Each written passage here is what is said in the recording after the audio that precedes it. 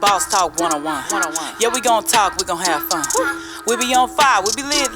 It's a unique hustle, big shit. Big shit, big shit, big shit. It's a unique hustle, nigga, big shit. Big shit, big shit, big shit. Name another podcast like this. Check it. It's a unique hustle. It's your boy E-CEO, and I'm here with the lovely, amazing, official Miss Jamaica. What's going on? Nothing my dad walk on. Hey man, it's good to be back in the place to be, right? Yes, sir. Hey man, we got a very, very special guest today, man. This guy right here, man. His name came up, and I had to try to find him. My guy Steve Below is in the building. What's going on, man? Oh man, I'm here, man. Man, thank you for coming on the show today, man. Yeah, thanks for having me, man. Man, so just to you from Dallas? Yeah. Dallas originally. Yeah, I was born in Shreveport. What? But, yeah. Cooper Road? Yeah, well, you don't know where you from. Shreveport. And I was born in LSU Hospital, though. Okay. Yeah, because both of my parents are from a town called Natchitoches. I know what Natchitoches is. Yeah, that's like 45 minutes out of Shreveport. Yeah, exactly. You ever go back down there? Oh, yeah. That's where most of my relatives are, my immediate relatives. Really? Natchitoches, like my grandmother, aunties. Really? Uncles, that food good down there, ain't it? Oh, yeah, absolutely, man. Man. Yeah. So Natchitoches, so you was born in Shreveport. How old was you when you came up to Dallas? I was an infant. You was an infant, so you basically my parents were both here in Dallas, and then my mom was pregnant with me. Then she went to Natchitoches to stay with my grandmother while she was pregnant with me, and then she had me in Shreveport, and then my dad came to Louisiana and got both of us and brought us back to Dallas. So I was been to all the schools here, elementary. So what part of Dallas did you go to first? Pleasant Grove, man. To the Grove, really? Right up the street. Yeah. Wow, Pleasant Grove, man. So did you go to? Where'd you go to? Was it Brian Allen? Was it Samuel? Where'd you go to high school? I went to W.W. Samuel, man. There it is. I went to W.W. Samuel from 9th grade to 10th grade, and then I went to Lakeview Centennial my 11th grade year, and then came back to Samuel my senior year and finished out at Samuel. But as far as junior high, I went to Florence, Fred F. Florence. Yeah. It's called something else now. Yeah. Mm-hmm. Yeah, but yeah. But why the move? Why didn't you just stay at Samuel the whole time? No, he talking about his elementary. He went to the smaller school. Oh, okay. I thought he didn't go to Spruce. He didn't go over there. But I think she was saying like because you said you 11th grade, right? Yeah, you left a little bit in high school. Oh yeah, he did say that. Yeah. I'm listening. I'm listening. All right, I'm gonna back up. I wanted to just see something different, so I went to Lakeview Centennial. Had a cousin living out there. So I just wanted to switch schools. That's so the way I went in there and enrolled myself. Really? And started going to Lakeview. My dad was like, I came back, first week of school. He said, "Hey, how's school going? How you liking Samuel this year?" I'm like, "So I ain't going to Samuel no more." He's like, "What?" I like that. I didn't know you can do that as a child. You probably can't do it anymore. Yeah. We talking back in the 80s. Yeah, So, I went to Lubbock. I moved from East Texas to West Texas. I went just for a semester in West Texas. So I get it. Like, you be wanting to know what else is going on out there. Like when you're young, if you're an explorer, right? Yeah. Because that's how I was. As soon as I got my license, man, I was all over the city. I would get on 635 and just circle the city. I did too. That's the way I learned it. You know what Are you the youngest or oldest? Or are you? I got one younger sister. Oh, okay. Wow. Yeah. Okay. So a lot of times she wanted to tag along. Nah. How much younger like is 9 she? years younger than me. Oh, okay. Yeah. That's just like me and my brothers. I'm 10 and 12 years younger than they are. So I always felt like an only child because he was gone. Yeah. They were both gone. So I was just like. Yeah. Wow. Well, I tell you, man, the thing that I can say about Dallas, Texas, man, is it's the place to be. Mm-hmm. Yeah. Everybody want to move here. Everybody frequently says, you know what, let me move to Dallas. California people love Texas. I love that everybody want to be here. The economy is great. If you're from up there, because they pay a dime for bags. I found that out the hard way. I went up there. Yeah. Plus, what they pay for in a house. That's what I'm saying. These $1 million homes look like little shacks out here. Compared here, Exactly. So where did the name Below come from? That's not your legal name, is it? That's my last name, Below. Below. B-E-L-O-W. How many people spoil your name and say Below? How many people what? Spoil your name, like say Below instead of Below. You know what? A lot of people, most people, when they first pronounce it, it's Below, and then a lot of people say Bello. And then a lot of people ask me, well, how do you pronounce it? I'm like, look, just as long as it's spelled right on my check, I don't care how you say it. You know what I'm saying? Because I'd never heard that name before. So when I saw that name, I'm like, that must be he did that name. That's your name that you put on for stage name or something like that. I didn't expect that to be your real name. Yeah, that's my real name. That's a pretty cool name. Where did it originate from? Do you know? Louisiana. Really? Yeah. I think at one point it was originally Bello, which would probably be pronounced as Bayo or something like that in French, because my dad's Creole heritage. All his people are from France. Like his immediate, his great grandmother and grandfather was from France. So there's a lot of that French going on, and then somehow down the line it got changed, and it ended I want to say almost Velo. everybody's names, because I did a family tree the other day, creating it, and you'd be surprised how many people, the parents, the great grandparents, somebody spelled the name incorrectly, and they just didn't go and fix it. So all of a sudden now you have a totally different name that's pronounced the same way, but it's spelled differently. Right. I'm like, why won't you go and make sure it's properly spelled? You know what I mean? Because when you're tracing back your heritage, you need to have that proper spelling, because just like your name, you said if it was spelled Bello, and you're going back to search back in France and so forth, it's hard to really know for sure, is that what it was? You know what I mean? Absolutely. Yeah, so when you think about Dallas and some of the things that's happened here, I always ask all these questions, as far as the music and the way the scene of Dallas is. What do you think? How do you feel about it? Where things are today? Where they are today, I think Dallas is at its its highest level of potential, more than it's ever been before. Wow. And I think it's like that because of the internet and how communication is so much more possible now. I think back when I was coming up in the music game, all we really had is the phone, and this city is so spread out. You know what I'm saying? So if you don't have a car or something like that, it's just so hard to network. You know what I'm saying? And I think now with the internet and things like Instagram and all of these social media sites, people from Dallas can see what other people from Dallas are doing, and they can get in touch with each other, and start collaborating, just like you and I. Yeah. You know what I'm saying? Yeah. Like, he's Leo. Yeah. Shout out he's Leo. Yeah. I'm loving it.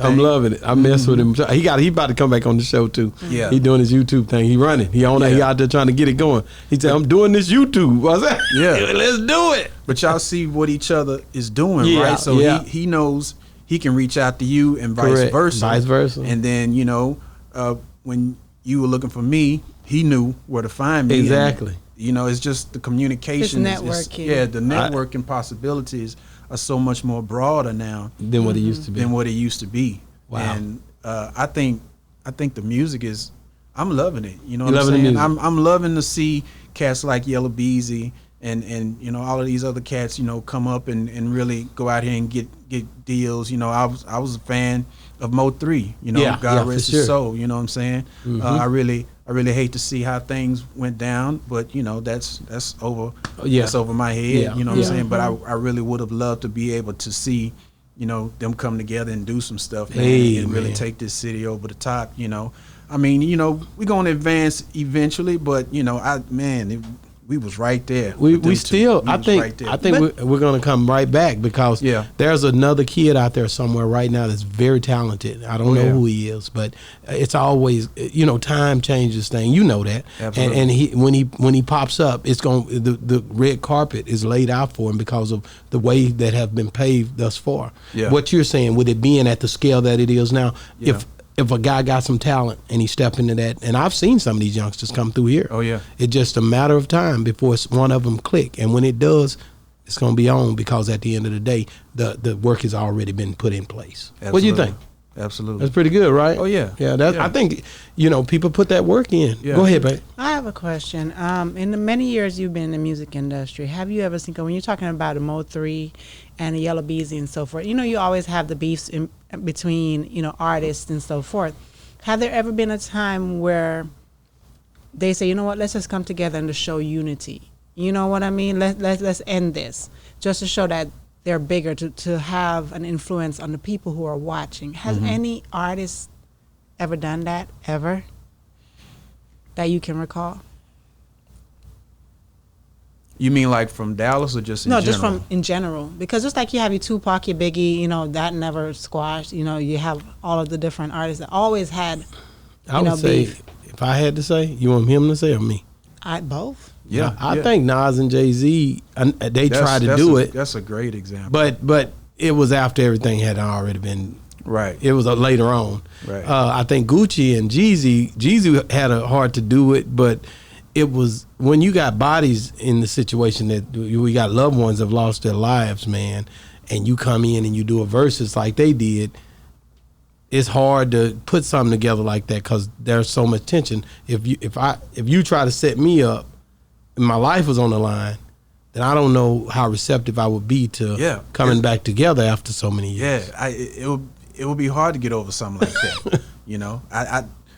I understand. You seen it, right? You seen the verses. Like I mean, think the world seen you it. sitting down or you whatever Gucci's situation was, you know what I'm saying, and you sitting down and these guys come in and your life is on the line now. Yeah. You know what I'm saying? Yeah. And you just blessed enough to make it up out of there. Man, it was close. Yeah, you don't know how that's going to affect, or you don't know what kind of effect that had on him. Well, it had a big effect on him. Yeah. Think about it. Look at his whole career. Yeah. And people don't realize that when that happened, he was gone for like a year out of the music. Right. He wasn't doing no music. I remember that. Yeah. He was hot right then when that song came on, but then after that he had to fight for his life. Yeah. So it pulled back from his career. Now look at what happens after that. From altercation after altercation, ice cream, tattoo on his face, people going in on him, but he still had good work ethic. Don't trip. They were saying he was crazy. I remember all this when he's super talented. This dude's super talented. Yeah. Workhorse. Very his work ethic can't be denied. Yeah. And that is just, you can't put something like that back together. Yeah. Mm-hmm. You know what I'm saying? Yeah. It's hard. Then you say, I want to put them together. I don't know who made that call. Think about that for a minute. Yeah. Hey man, I want y'all to do it versus you. It had to be some money involved or something because it seemed like a lot of tension. That's what overcomes a lot of things is the money. If it's enough money, they both will do it, which they did. So I'm glad in the end they ultimately were able to be in the same space and at least hash it out. You know what I'm saying? Although went the way it went, still at the end of the day it ended peacefully. Right. And I think there was at least some kind of dialogue. Yeah. That was started, and both of them went their separate ways and was able to to move on. But I think it was good for the culture. Yeah. I really do. I wish more people would do that because it set an example. If you can be the bigger person, I know that your life is at risk and it's hard to trust people because you have to always wonder, are they doing it to set me up, to like what y'all were talking about?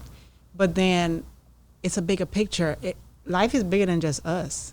Yeah. It's who you impact. You know what I mean? That's why when we started this, and I've met so many musicians, before this, I didn't realize how powerful these mics are. And how powerful, because I'm not one of these people that listen to music and go out here and do whatever they're saying, but you do have a lot of people who do. You know what I mean? That's the thing. It's like, not to interrupt you, but no, go ahead. You made me think about something. It's like, how do we show these kids and sometimes even these adults that this is entertainment. Mm-hmm. So you take your kid that's not raised in that kind of environment, and then he listens to the music, and this whole thing about how music doesn't influence people's behavior, I think that's the biggest joke ever. It does. It has some kind of influence one way. It just, who's strong enough to look at music and the words in the music and be like, that's just entertainment. I know that I'm not supposed to go out there and do that, you know. Like take a middle class kid that's brought up in a situation where he don't have to go out and sell dope, you know what I'm saying? But he looks at this lifestyle and hears this music and it becomes attractive to him. Yeah. You know what I'm saying? And he goes out and does some of the things, not because that's what he possibly could afford it and everything like that. Like But he's likes, really not even cut from that cloth, but he wants people to view him in a certain light. You know what I'm saying? He wants to be like the rappers. Yeah. You know what I'm saying? No. And he goes out and he commits whatever crimes or does whatever he hears in the music and he sees on TV. He wasn't strong enough, or nobody was there to tell him like that's just entertainment. You know, if you go down that road, you know, there's likely going to be some consequences. Right. And not explaining to him, hey, a lot of people that take that road, either they were brought up in it or they just felt like they really didn't have a choice. You have a choice. Mm-hmm. So You know some what of I'm the saying? people that you've worked with, some of the bigger names that you've seen, have you ever seen anyone come up to these people and said, man, you changed my life through your music? Yeah, Who? I've never heard anybody say that to them per se, but you can just kind of tell, like when people approach Their them. energy, right? Yeah, the energy. Like who Well, like exactly? for one, Pimp C. You know what I'm saying? Just the love that I saw him get from people when he was out and about. It was just, you know, and it was just always when people saw him, it was just like they were glad to see him. You know what I'm saying? And it just kind of felt like you could just see it in their eyes, like they really didn't look at him as a celebrity. Even people that didn't know him, like strangers, they didn't look at him as a celebrity. You know, they would say, "Hey, what's up, Pimp?" You know, they speak to him like that. You know, I really never saw people that was like starstruck. Yeah. You know, because he had that ability, both of them, him and Bun, they had that ability to be the rap stars that they are, but kind of be on that level, that down to earth level. You know what I'm saying? To the point to where you feel like you can approach them that way. You know what I'm saying? Super dope dudes, man. Like I said, I met Bun. I didn't get to meet Pimp, but I met Bun. Me and my wife and my kids, all four of my kids was with me in Vegas, and he stopped. I was like, my daughter wanted to take a picture with him, and she was like, Dad, I want to take a picture with him, and she was excited, and he was like, oh, hold on, and he just pretty much took a picture with her, with all the kids, all four of my kids. I got pictures with all four of them. You know what I'm saying? One at a time. I think it was one at a time. But anyway, he was like, you know, I was like, man, I appreciate the love and respect, and I say, you dope. He said, no, you dope, man. You're the only one here that got your whole family with you. Right. You know, he seen that in the midst of what I was doing. I was trying to show them business, really. Yeah. That I wanted them to see the business side of what we do, you know. Yeah. And you remember that day, right? Yeah. And it was just a dope time, you know. Yeah. But definitely, man, always looked up to those guys for what they brought to Texas, for the South. Yeah. Them guys are patriarchs, you know. The way I found you is I heard this right here. That's what I heard. That was the change. As to this day, I tell people all the time, y'all have no idea where we was finna go. Yeah. Swishes and Doja, and that was Pimp, and Pimp had a protege named Steve B-Lo. That's how I found you right there. Yeah, because it's not fun as it used to be when Pimp gone.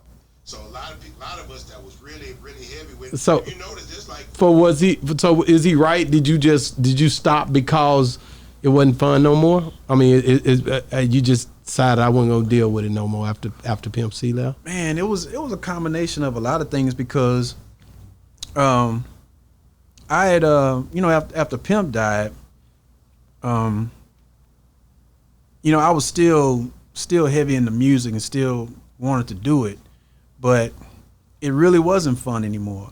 And I didn't realize that it wasn't fun anymore until a little while after, you know, he was gone. Yeah. You know what I'm saying? Because you know, Bun and I did manage to put together the Trilogy album along with, you know, some other great producers and, you know, artists and things like that, you know, after Pimp was gone. But after we did that, and I wasn't working on anything much after that, and then it just, I was getting a little older. Mm-hmm. You know what I'm saying? And my taste in music was changing.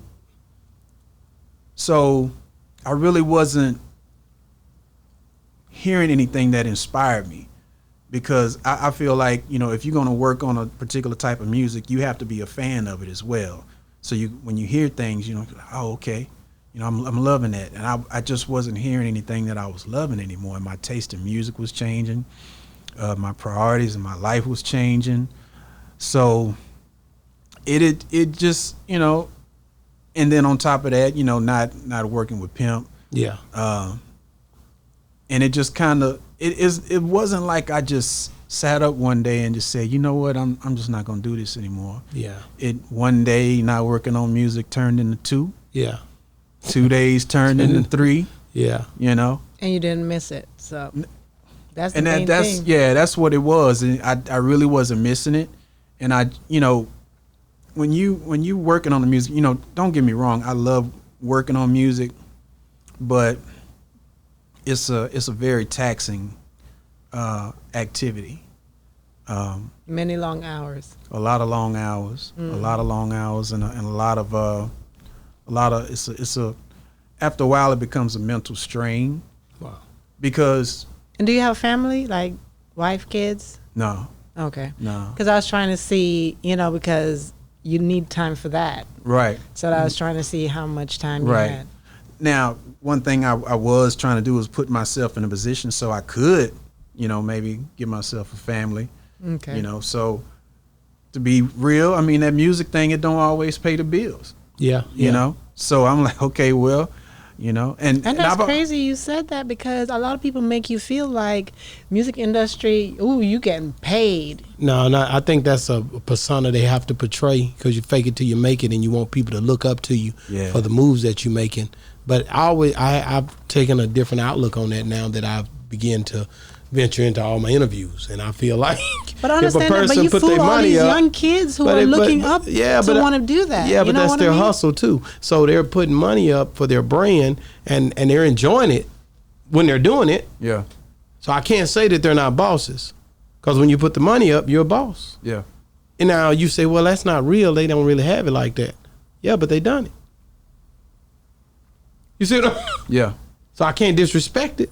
Yeah, no, I mean, it's You see what they invested. Yeah, and a lot of them, have money already, and a lot of them have people with money behind them, That's so right. they can keep up that lifestyle. Correct. And then you got some people that feel like if they can't do music, then they just can't do nothing else. And I ain't never been like that. You know what I'm saying? It's like I pretty much through my whole music career, I've pretty much held down a 9-to-5 at one point or another. There were times when I received some nice little music checks, and I was like, okay, well, I can do this full time. But you living off that money, you know what I'm saying? And then when it start getting low, I'm like, well, now what I'm gonna do now? I ain't getting no big checks no more. So it's like, shit, go give me a job. You know what I'm saying? Go 9-to-5 it out, and just keep working on music, keep pressing on. I get it. Yeah. So, With all the years that you've been in the music industry, do you ever try to give back to someone who is upcoming to try to youngsters? teach them, Yeah.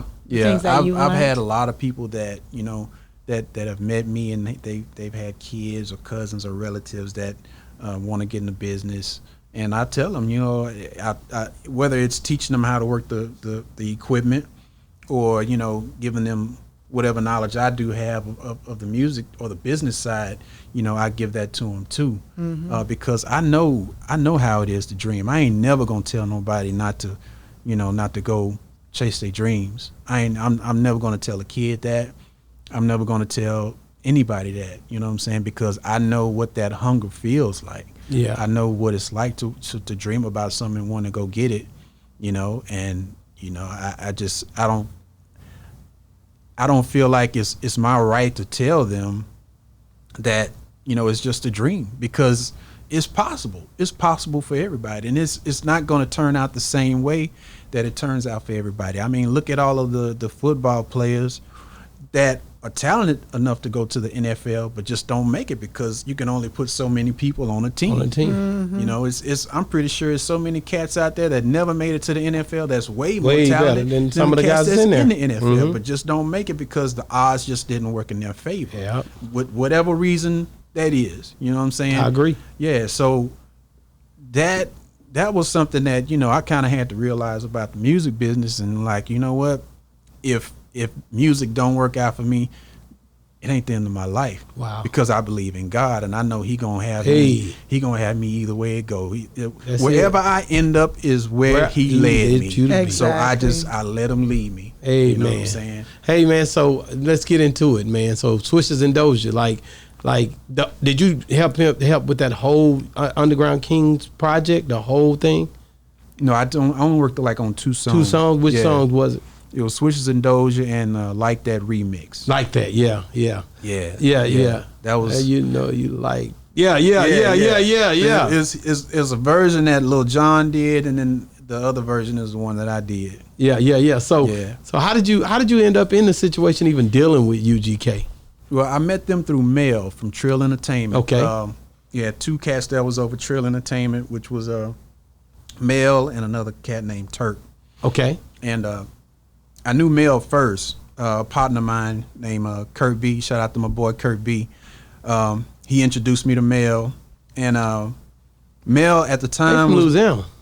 Mel and yeah, Turk. They yeah. from Baton Rouge. Yeah, Baton Rouge. That's when he dealt with Boosie. Right. That was during that time period. Right. That's how I know they linked. Yeah. So you met him. How did you meet those guys? I met them through Kurt because Kurt was another friend of mine because I went to Southern University. Okay. In Baton Rouge. Got it. And I met a partner of mine. His name was Kurt B. And he's one of those type of cats, man, that can just talk to anybody. Yeah. You know, he knows damn near everybody in Baton Rouge, and he knew that I did music. You know what I'm saying? He was one of my biggest supporters. You know, while I was down there in Baton Hey. Rouge, you know what I'm saying? Me and him became real cool, real Dope. tight. Matter of fact, I'm his daughter's Godfather, godfather. yeah. You know what I'm saying? Yeah, So, yeah. but anyway, he introduced me to Mel because Mel at the time was just starting up in the music business, and he had another artist named Smitty the Pimp. Used to Okay. call him back then, and he was looking for somebody to do music, so that's how we got connected. And then as time went on, Mel started dealing with Boosie. Okay. You know what I'm saying? And then I did some music for Boosie, and then I came back to Dallas, and then When was that you did the music for Boosie? Oh, that was back in. That when he first started out? No, he had already did the album with CeeLo. Okay. He did that album already. He was in that transition from leaving that situation and then going into a situation with Mel. Okay. And that's when I came in, and I want to say, oh man, my memory is just terrible. I want to say that had to be about 98, 99, Okay, something like okay. that. And whenever he was transitioning into that situation from CeeLo to Mel, that's when I came in, and I worked on some of the earlier stuff he did with Trill Entertainment. Yeah. And then I came back to Dallas for a little while, and then while I was in Dallas, that's when Mel and got with Turk, and then they basically started Trill Entertainment. Mm-hmm. And then they got with Mouse. They found Mouse down there. He's Mouse, from Baton that's Rouge, right, and yeah. he ended up making some really Mm-hmm. really big songs for him. So that's kind of he kind of got in that position right there, and then but I went all off on another thing. It's all good. but- You gonna get back to it? yeah. But that's how I met Pimp. Was Pimp, through Mel. was through Mel, because Mel and Pimp was tight. You know what I'm saying? Because I think Mel had stayed out in Houston for a while, and then I think they met some kind of way, him and Pimp, and then they became tight, and they started talking about starting Trill Entertainment together. Trill Entertainment, Yeah, man. yeah. So how was that meeting? How was it meeting Pimp? He was just a cool person like he was when he met other people, Yeah, right? I was thinking about that the other day. It was funny because I was like, man, I remember the day I met Pimp and Bun. You know what I'm saying? Yeah. At the time, Mel had this house, where they was doing all the music at. It was really just like a house where everybody kind of hung out at. And I used to go over there. All my equipment and stuff set up over there, and I was just making beats all day, just He had these big old 15-inch Sir Vegas that I used to love. I love them Sir Vegas. Them all bang used to them hit out. with the orange. Was it that Oh yeah, orange? it had that orange rim on it. Yeah. Went hard, man. He told me Pimp and Bun was coming over one day, and I just remember being in that room all day. I'm like, I'm gonna have to make me something hard. I So got when to have it. I'm gonna let them boys when they have come it. in there, when they come in there, they gonna hear it. They gonna have to mess around with it. You know what I'm saying? Like they not walking up out of here without no music. Yeah. That's just all. And I just had my mind made up. Yes, sir. So I worked on some beats all day, and I came up with some really hot Bangers? stuff, man. Yeah, it was some bangers, man. So they finally showed up because they nocturnal creatures, man. They hang out all night. So I think it was like 12, 1 o'clock in the morning. They showed up over Mail House, and they came in the room when I was working on some tracks, man. And they were like, "Yeah, man, play something for me." So I hit that start button, man, and they got that stank face. Yeah. I said, "Oh yeah." They both looked at each other. They were like, He got it. Yeah, that was a good feeling though, man. Man, it had to be, man. That was a good feeling, to be able to meet those cats like that. And I had been looking up to them for so long, you know what I'm saying?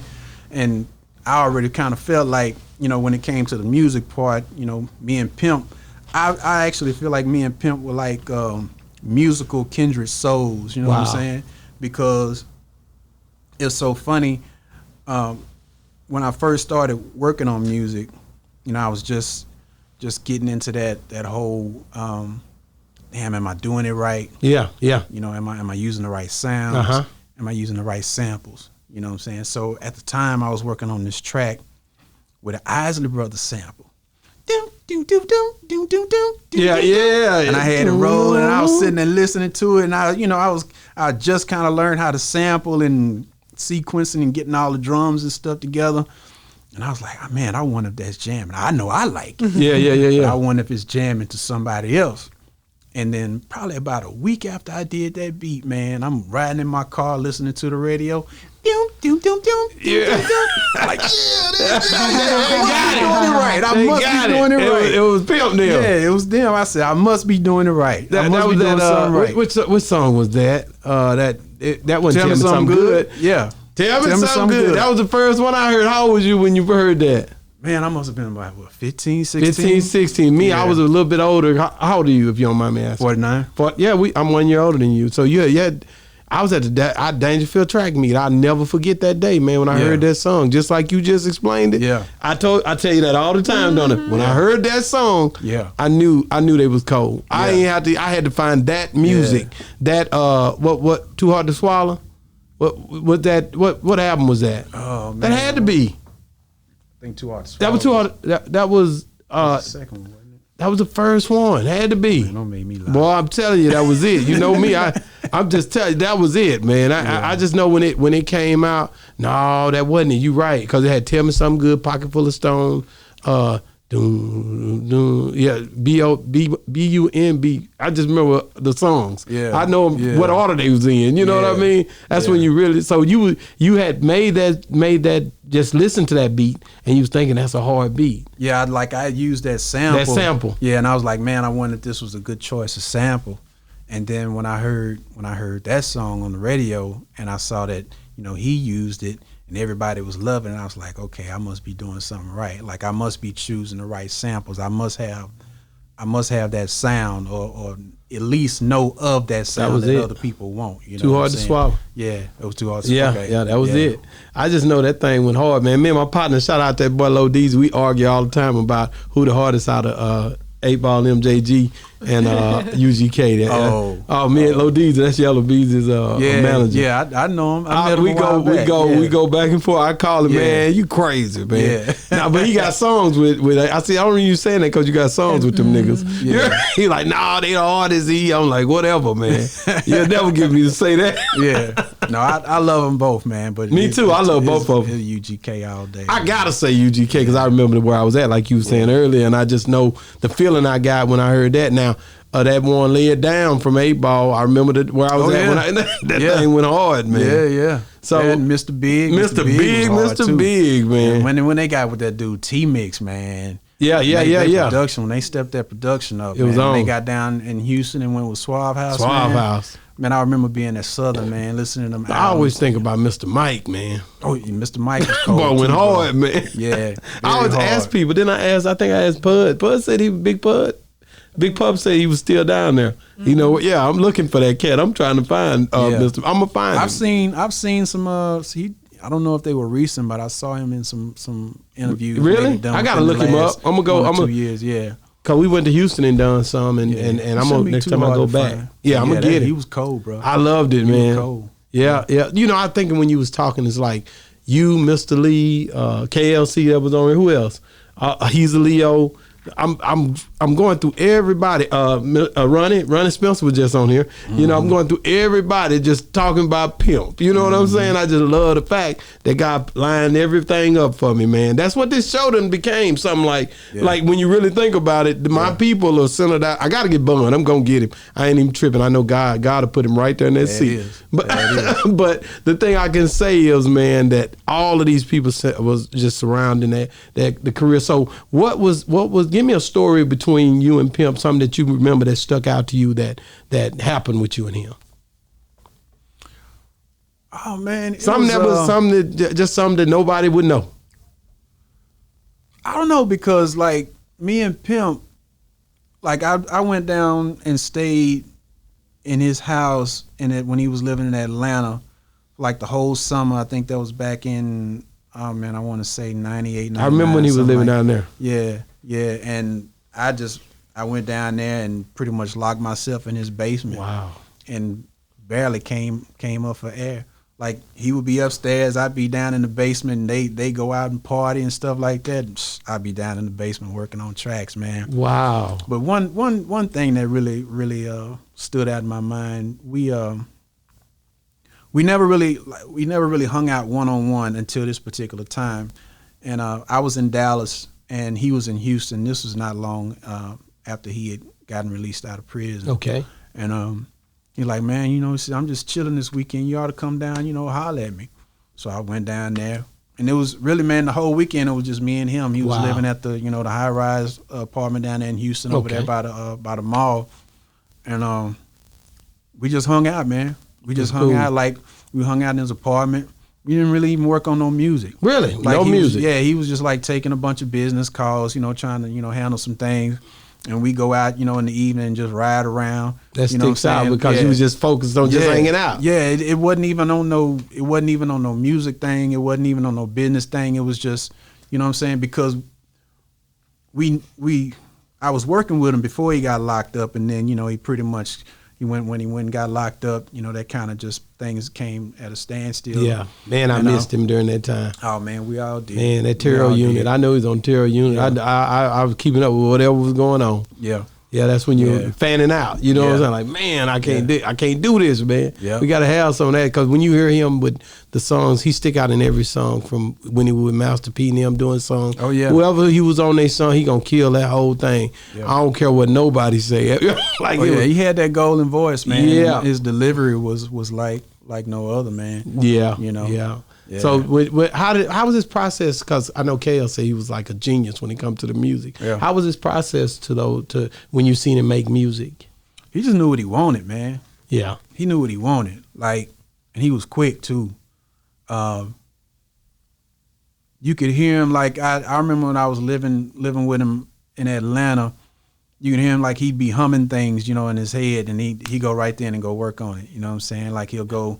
Because he had his equipment set up, upstairs, and then mine was set up downstairs. Wow. Yeah, and I remember he always say, "Hey man, you ain't got nothing like this right here. You ain't know." Nah, it wasn't never like never that. like that. Nah, it was y'all just making music together. Yeah, like I'd be downstairs. He said you was like his protege or something. Yeah. That's what Bun said. Yeah, cause really, man, cause I had been making music before I met him. Okay. But like, he knew that my drums could use some work. Okay. So he introduced me to the Roland R8. Okay. Which was a drum machine that he was using, and people used to tell me all the time. He said, "Man, that dude must really like you, man, because I ain't never seen him show nobody how to work that drum machine." Wow. And so he showed me how to work that drum machine. So then I started incorporating the sounds from that drum machine into my music. You know what I'm saying? Yeah. And was just really getting familiar with it. Man. But yeah, I remember one time, man, he was working on the beat to Chopping Blades. Yeah. And I was downstairs and I could hear the beat going, don't. Yeah. That bitch was jamming, boy. I was like, ooh. I said, he got him one. Kill it. So later on that day, the power went out. He was working on the beat, and back then, you know, you got the ASR 10, and I don't think he was working on the MPC back then. No, he was working on the R8 and the ASR 10, and he was working on the beat, and he had it going. Had that whole going. And the power went out. Man, he rapped that whole man, hard. the power went out. He lost that beat. What? Yeah, he lost the beat, and all I could hear him upstairs, he was like, he was like, fuck. He had to make that whole again, didn't He he? had to start it all over again. He went bro. back and got it, didn't he? It was in that era. It sounded just the same. Same. Just the same as he had before.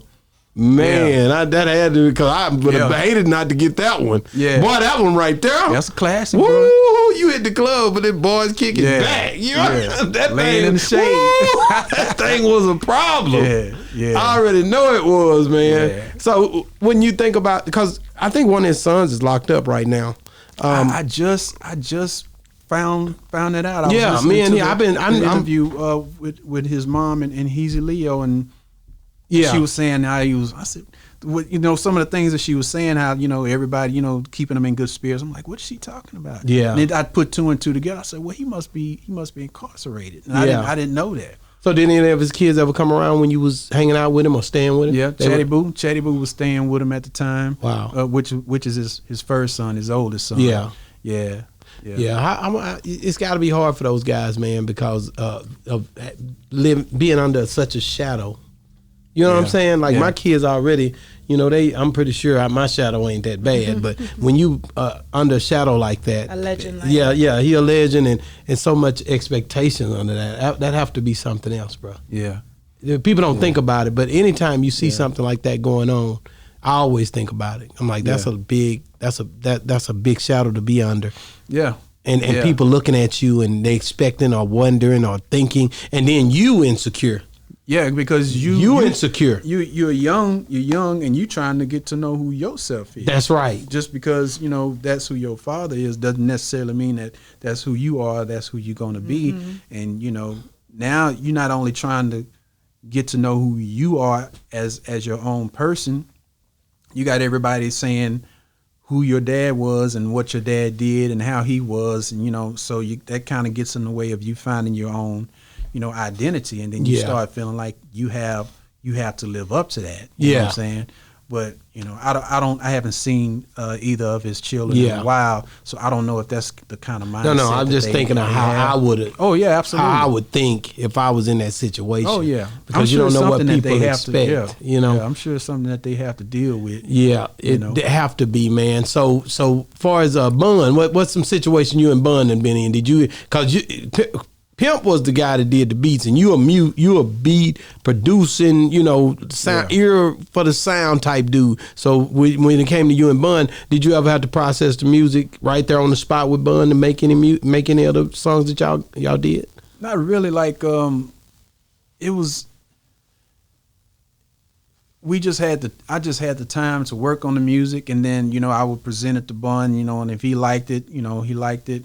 Then he worked with it. It really wasn't like when we worked on Trillo G, there was some on the spot song making or producing in the studio, but not much. Like a lot of it, like we would go, like I would present beats to him, like on a CD, he'd listen to them. He'd like, yeah, I want to mess with that. And then we go to the studio and record them.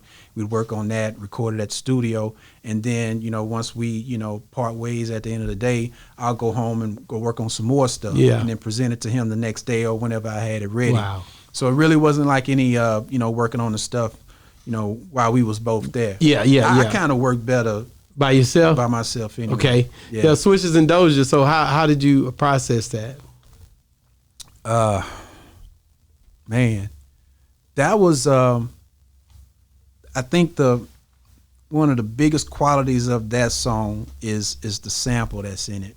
Man, that thing sound, them guitars and stuff, man, Yeah. is a beast. Yeah. Do you hear me? I mean, the song is. How did you do it? How was it? I can ask you because you know how it came together. It was, and I love how it all came together because it was just like one of those like magical type of situations. I was riding with my cousin Greg in his car, and he was listening to this.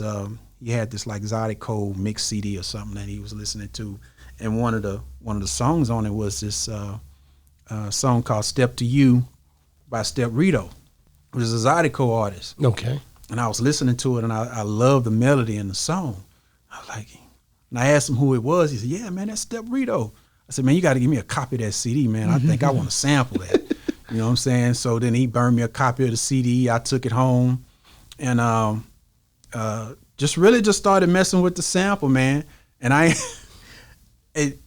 wanted to use another part of the song, but one day when I was working on the song, or when I was making the track, earlier that day, this chick I was dating at the time, it broke up with me. Wow. And it hurt me. And that makes for better music. Yeah, it hurt me. She hurt me. I ain't gonna lie. I ain't gonna sit here on the mic and do like I ain't never been hurt. It didn't feel good. It hurt right here.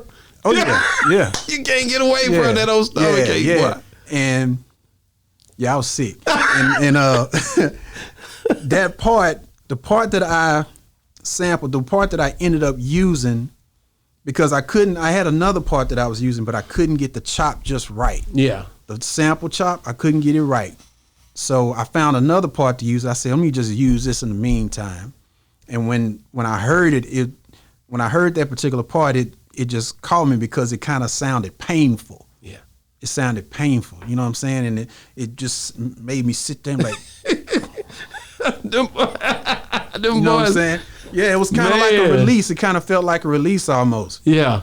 And then I'd actually just put it on a CD, and I was like, you know what? I'm gonna go back to it. I'm going to use the part that I wanted to use, but I ended up sending the CD off, and it really was a song because Pimp said, man, put me about 7 or 8 beats on a CD and send it to me. So I had all these other beats that I was like, oh yeah, he gonna love these. He gonna love these, and it was like 7 songs, and I needed one more track to put on there. And Switches and Doja was that. That was the last one. It was the last one. I was like, that it's tight, but I really can't hear UGK on it. On it. You know what I'm saying? And he hit you back. He hit me back. like this the he one. Said, man, that last one you got on that mother, man, that was hard, man. So that's the one they ended up using, man. Yeah, that's the one they ended up using. When you see these guys come out like that, man, and they do what they do, as far as the finishing touch when they come lyrically on it, man, what do you be thinking? Or what did you think at the time, you know? You see what I'm saying? Yeah. When I heard it, man, I was like, that's why I'm the producer and they the rapper. D-Boy go hard. And I was like, man, when they rapped on it and I heard it, I was like, man, you got a lot to learn because you didn't even really hear them cats on that track. And here they are ripping it. Hard. And it was at that moment in time, man, where I was like, man, because what I used to do when I used to present beats to artists, I used to put like tracks on there that I think they'll sound good on.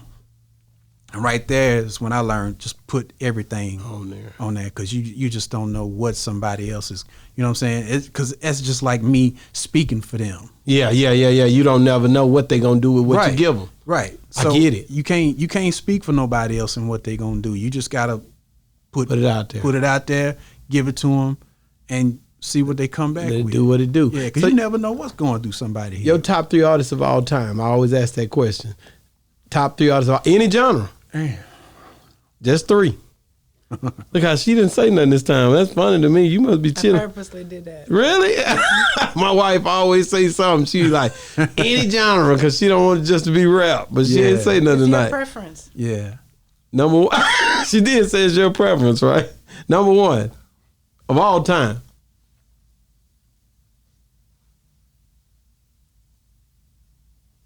I'm going to have to say Prince. Prince. We've gotten that a lot. 27 instruments, Prince. Yeah. Number 2. Number 2. Stevie Wonder. Stevie Wonder. Number 3 of all time.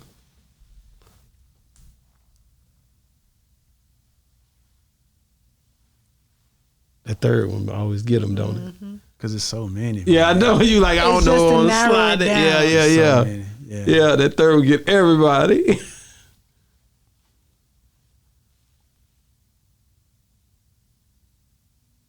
I'm gonna have to go with Rakim. Rakim, man, That's that boy. our first Rakim.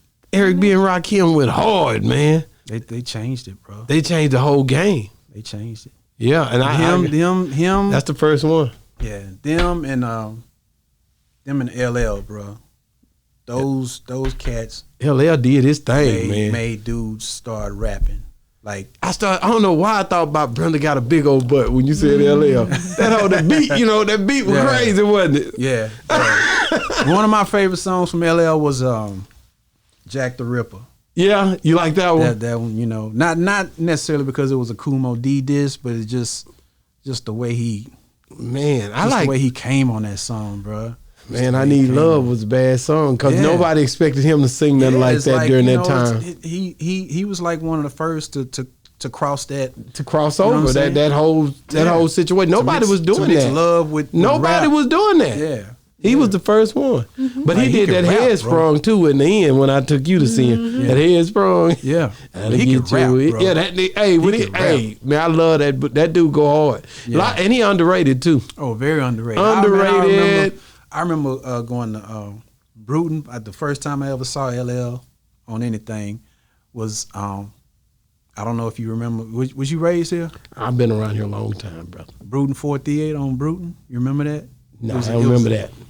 Well, I don't remember know that. what grocery store is there now, but it's in Bruton and Prairie Creek. Yeah, that's it's a barbershop with Cuts right there now. No, that's over one. Bruton No, and that's Prairie Lake Creek. June. That's Lake June. So Bruton would be over. Bruton, is it Bruton and Prairie Creek? You sure? Yeah, Bruton and Prairie Creek, because it's the same street that Samuel is on. Bruton and Prairie Creek. That's right there. It was the same street that runs alongside Samuel. Yeah. But yeah. anyway, it used to be a Tom Thumb right there. And then further down the shopping center, at the end of the shopping center was a movie theater. They tore it down. Yeah. Yeah, they tore it down. But Crush Groove, man. Yeah. Crush Yeah. Groove. When I love that walked movie. in that room, bro. He killed it, didn't he? He said, hold up, man. Man, he went auditions in, is man. over. He went in. And it was like, box. Yeah, he hit that. It was And over. man, let me tell you, bro, when that song dropped, man, that everybody in that movie theater, man, was just It it went was in. a party, dog. I know it did. It was a party, man. I love that whole. It's funny, and I can say this to you, but like when you see rap come on the scene, you can see rap. I'm old enough to where I remember when rap started. Yeah. And I remember when it was just R&B. I feel very privileged to have seen that to whole be thing, able right? To have watched the birth of a music that has changed this Hip-hop. world forever. For sure. Rap has changed this world forever. Forever. You know what I'm saying? I agree with it 100%, Yeah. man. That's something that, Yeah. and it made a lot of entrepreneurs as well. A lot of entrepreneurs, man.